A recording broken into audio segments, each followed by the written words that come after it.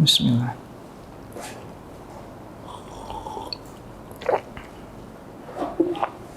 Alhamdulillah. Assalamualaikum warahmatullahi wabarakatuh. Alhamdulillahirabbil alamin. Innal hamdalillah nahmaduhu wa nasta'inuhu wa nastaghfiruh wa na'udzu bihi min syururi anfusina wa sayyiati a'malina may yahdihillahu fala mudhillalah wa may yudlilhu fala hadiyalah. Asyhadu an la ilaha illallah wa asyhadu anna Muhammadar Rasulullah sallallahu alaihi wasallam wa ala alihi wa ashabihi amma ba'da.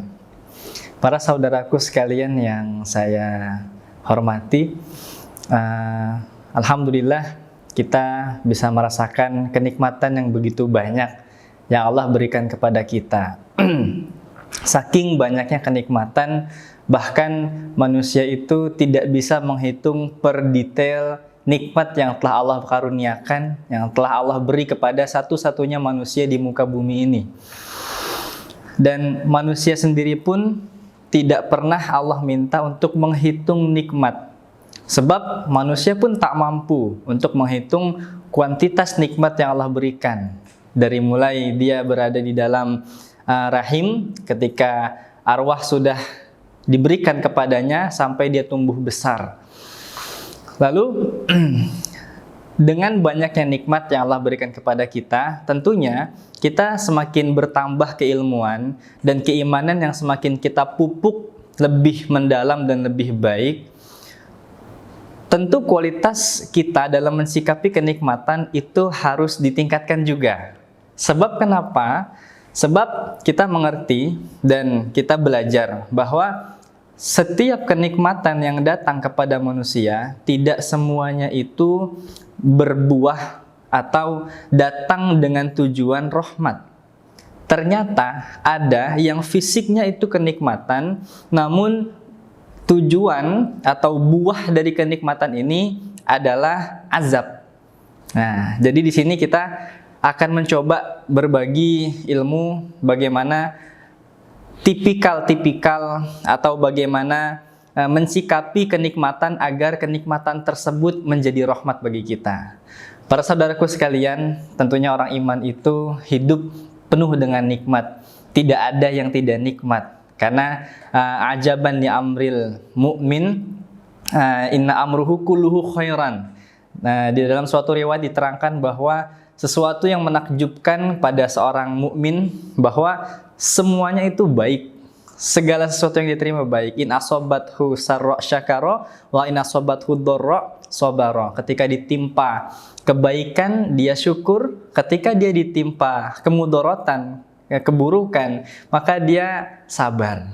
Nah, ada beberapa hal yang menimpa kita juga, namun ini bentuknya adalah kebaikan para saudaraku sekalian, tapi bisa berpotensi azab. Nah, mungkin kita pernah melihat beberapa orang yang dia sama-sama muslim, lalu dia banyak melampaui batas. Salat atau ibadah wajib itu jarang dikerjakan. Namun kita melihat kok hidupnya lebih bergelimangan harta kebanding kita. Itu pertanyaannya. Kok bisa? Namun secara kebahagiaan kita melihat secara fisik dia jauh lebih berbahagia kebanding kita yang susah payah menjaga keimanan, namun secara ekonomi segitu-segitu aja. Ternyata di balik itu ada kuasa Allah tentang pemberian nikmat, yaitu status kenikmatan pada diri manusia. Yang pertama, kenikmatan itu bisa menjadi rahmat, yang kedua kenikmatan bisa menjadi azab.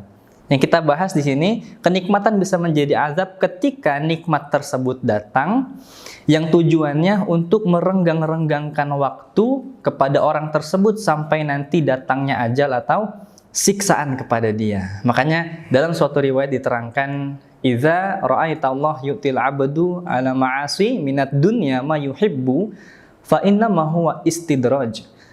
Jadi ketika kalian melihat seorang hamba yang diberikan nikmat dunia atas apa-apa yang dia senang. Dia senangnya traveling, dia senangnya main bola terus, dia senangnya foya-foya, mungkin ke klub, atau dia senangnya menghambur-hamburkan harta. Namun dia terus merasakan kenikmatan tersebut dalam tempo waktu yang begitu lama. Allah bilang fa inna ma huwa istidraj. Allah bilang sesungguhnya itu bukanlah nikmat yang hakiki, yang ada rahmat di dalamnya, bukan.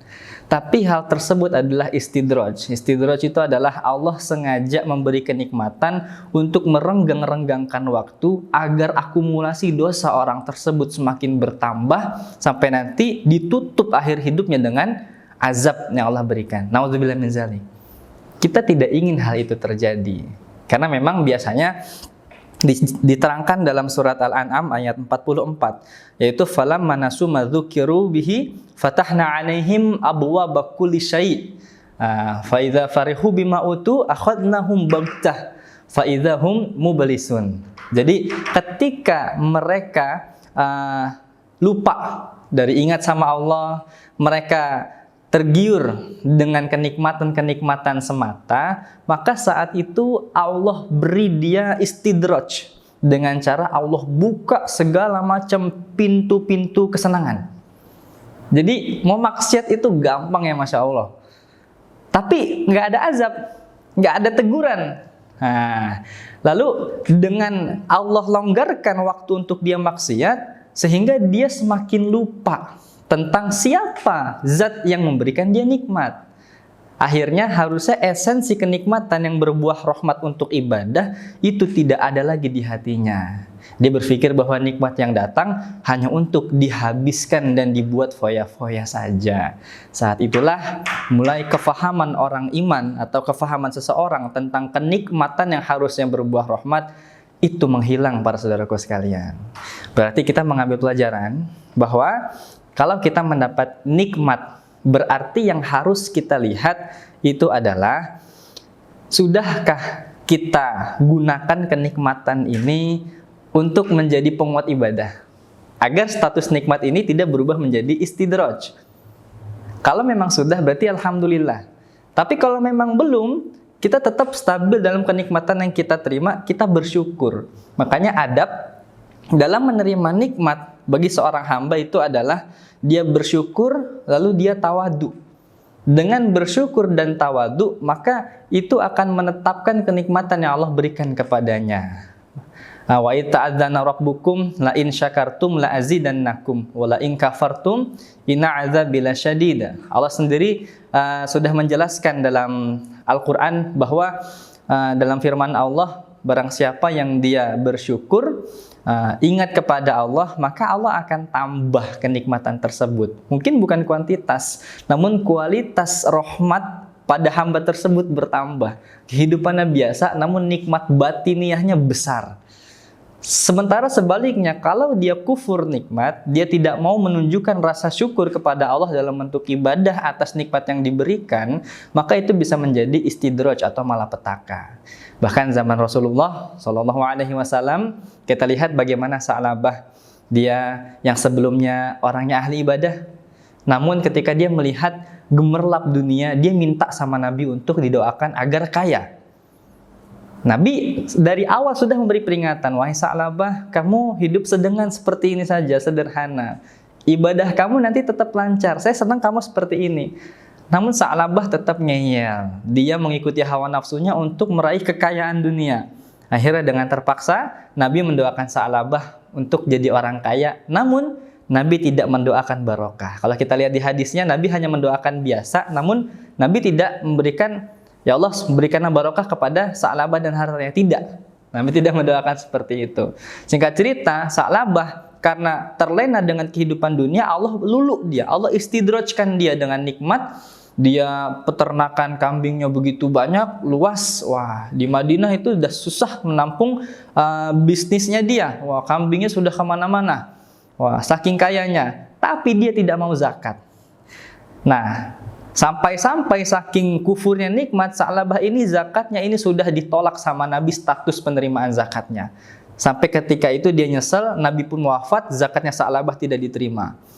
Lanjut lagi ketika berganti khalifah Abu Bakar, Umar, Utsman, Ali, keempat khalifah itu semuanya tidak menerima zakatnya Sa'labah sampai Sa'labah meninggal dalam kondisi zakatnya tidak diterima. Nah, betapa menyedihkan sekali para saudaraku sekalian. Kita semoga selalu bisa mensikapi kenikmatan yang Allah berikan dengan syukur dan menunjukkan sikap tawadu agar kenikmatan yang kita dapat itu menjadi rahmat bukan malah siksa. Alhamdulillah, semoga Allah memberikan rasa syukur dan tawadu yang besar kepada kita semua.